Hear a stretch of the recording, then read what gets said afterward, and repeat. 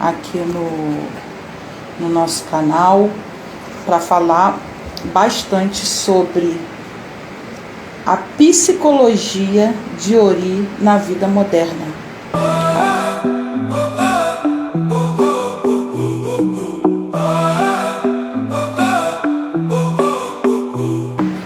A psicologia de Ori na vida moderna. Para quem não sabe, a psicologia e a psicanálise, ela vem se baseando, se construindo nos estudos, nas formações. O que mais a gente se aprofunda é na mitologia. Freud se baseou, na mitologia grega. Quando falamos do Édipo, quando nós falamos do Narciso, quando a gente fala de Thanatos, de Eros, E é assim que a gente vai adquirindo conhecimento, sobre psicanálise e psicologia, Dentro da nossa formação, a gente entra nesse campo, a gente bebe nessa fonte da mitologia grega. Então, eu, quanto psicanalista e Ialorixá, eu gostaria de agregar mais, que nós pudéssemos ir em outras mitologias. E a mitologia que mais me atrai, na qual está inserida, em todo o meu trabalho, é a mitologia iorubá. Então, por isso que eu venho falar aqui de Ori. Ori, para os iorubás, significa a mente. Ori é uma divindade que ela é a responsável, pela mente, pelo pensamento, pela personalidade, do ser humano. Em psicologia de Ori, na educação. Aqui vem falando da criança, do sujeito, quando ele vai se socializando, e que ele vai para a escola, e vai crescendo, vai evoluindo, e vem falando, das aptidões, da evolução daquela criança na educação, daquele sujeito, da gente na educação. Onde marcar o ponto de separação, a fronteira, a disciplina e a anarquia entre a submissão e a liberdade.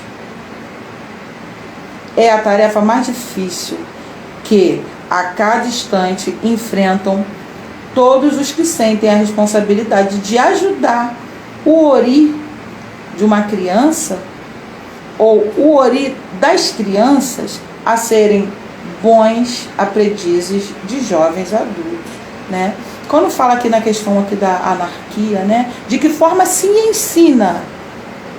De que forma se ensina? Como que pode ser de uma forma não traumática, o Ori de uma criança no início de sua educação, Como que os pais, os tutores, os cuidadores podem cuidar de uma forma que não tenha, esse processo, esse comportamento, de anarquia, entre submissão e liberdade, A criança é livre quando sente que o é, Então, quando você não tira essa liberdade, Quando você não faz cisão, quando você não corta essa liberdade.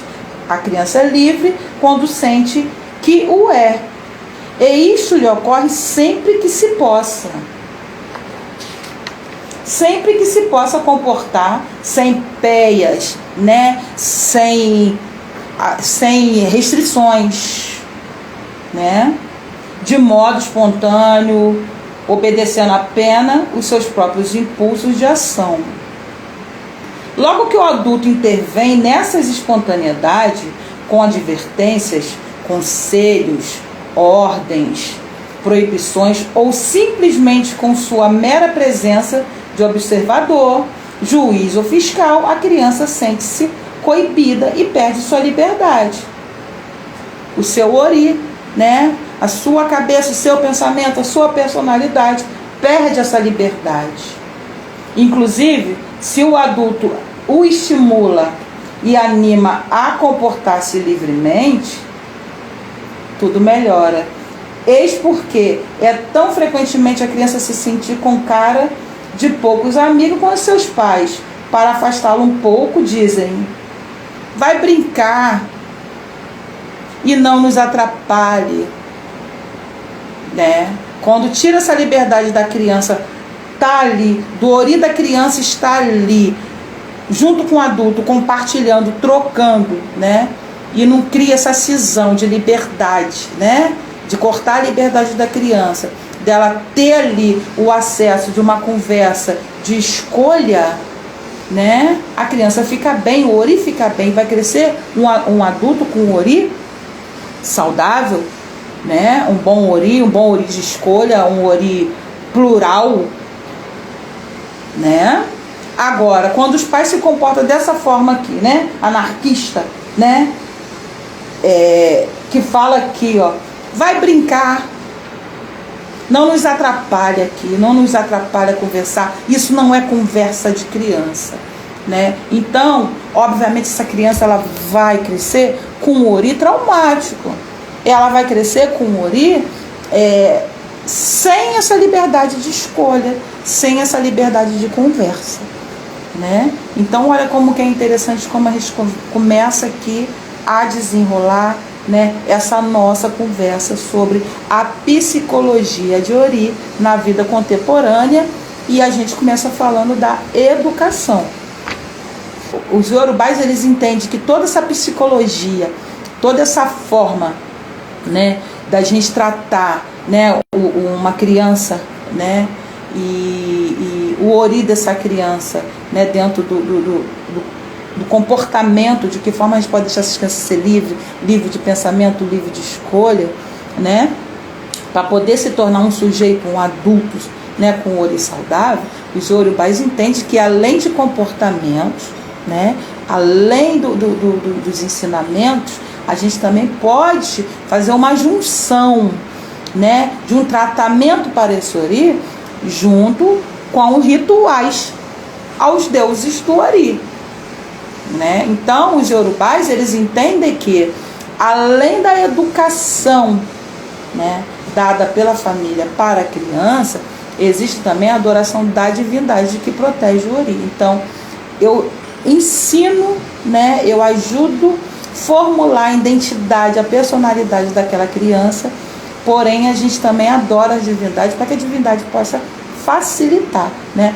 Adorar a divindade para os iorubás, principalmente para o ori, ele entende como medicina africana, né? Seria como a gente aqui, né, no Brasil, a gente tem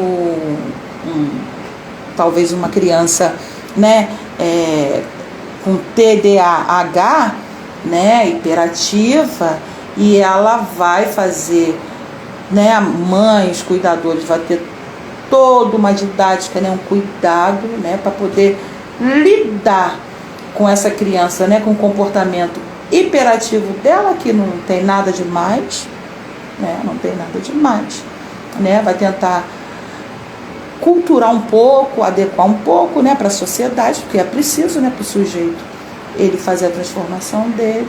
Porém, ele também passa por processo terapêutico, ele faz uma terapia, né, uma terapia ABA, com profissionais, uma terapia comportamental, para que ele possa ter uma vida saudável dentro de uma sociedade que a gente precisa ser inserido, né? Então, os iorubás, eles fazem o quê?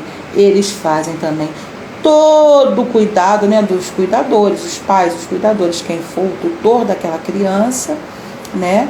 Mas também tem um processo terapêutico. E o processo terapêutico, a medicina dos iorubás, é adorar a divindade, oferendar a divindade, né? Então, nesse caso, é oferendar ori. Porque aqui nessa parte que fala que a criança é livre quando sente que né? Isso faz ela se comportar, né, sem restrições, sem pensamentos restritos, né, que ela se comporta com modo espontâneo, né, ela vai obedecer apenas seus impulsos de ações, né, que dentro da educação isso não pode, né? A criança, ela vai querer, às vezes, ter um ato, né, um pouco mais pesado de agressão com o coleguinha, e dentro da educação, né, que é dada dentro das nossas leis também, não pode. Então ele vai conseguir reprimir essa pulsão, né? Agora, outras não, outras de liberdades, né, que de expressão, liberdade de escolha, né, que não precisam ser reprimidas, né? Então, se a gente consegue ter um pouquinho de tato em relação a isso, a gente vai ter um adulto, né, com uma criança interior, com um ori saudável, um ori à vontade, né, um ori com liberdade de escolha.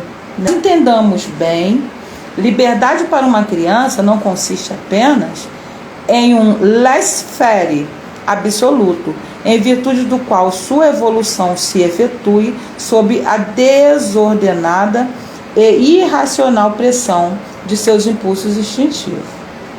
E sim, como já se indicou antes, em assegurar o desenvolvimento harmonioso de suas potencialidades, tanto instintiva como espirituais, afetivas como intelectuais, egoísta como altruísta, para obter dela mais tarde não um santo, e sim um homem normal. Aqui, né, um desenvolvimento harmonioso de sua potencialidade, né?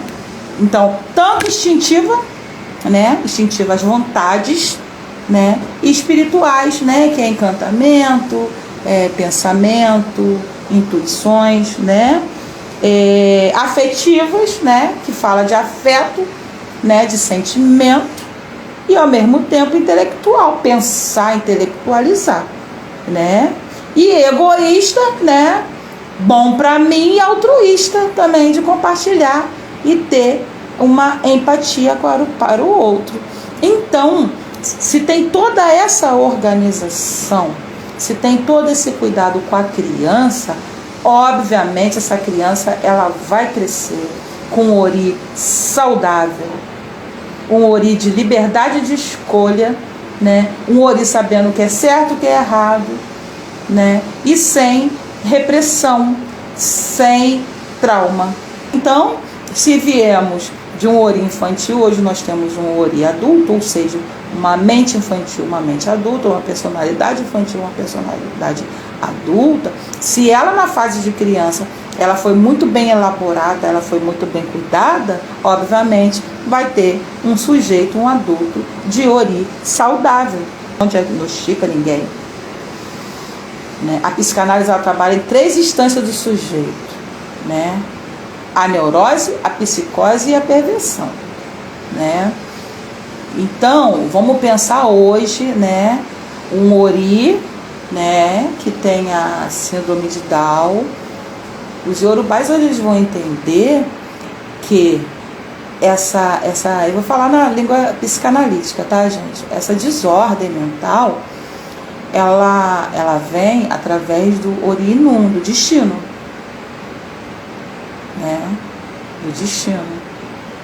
Freud ele vai falar que ali foi algo no parto, no traumático no parto, tá? A psicanálise vai falar que ali teve algo traumático no parto, né? E olha o que o Yorubá vai falar. O Yorubá, ele vai falar que é algo que vem no destino, né? No ori inum, né? A diferença de Freud ele era ateu, então ele não vai falar nada de antes do nascimento.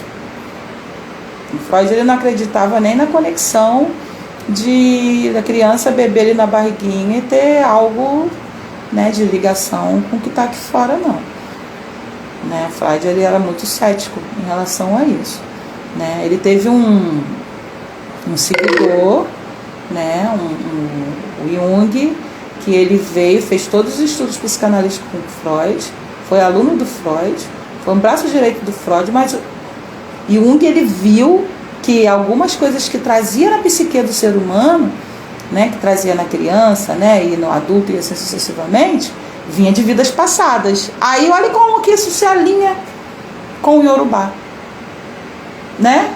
Olha como que se alinha com o Yorubá. E é muito interessante. É muito interessante. Então, como eu falei, tudo que vai ser conversado aqui vai ser baseado na mitologia, porém, na mitologia Yorubá. O livro que eu estou usando é esse aqui. Ele é bem velhinho, mas ele é bem interessante. E a gente vai continuar, tá? Falar bastante. Fazer essa temporada falando de psicologia de Ori na vida moderna.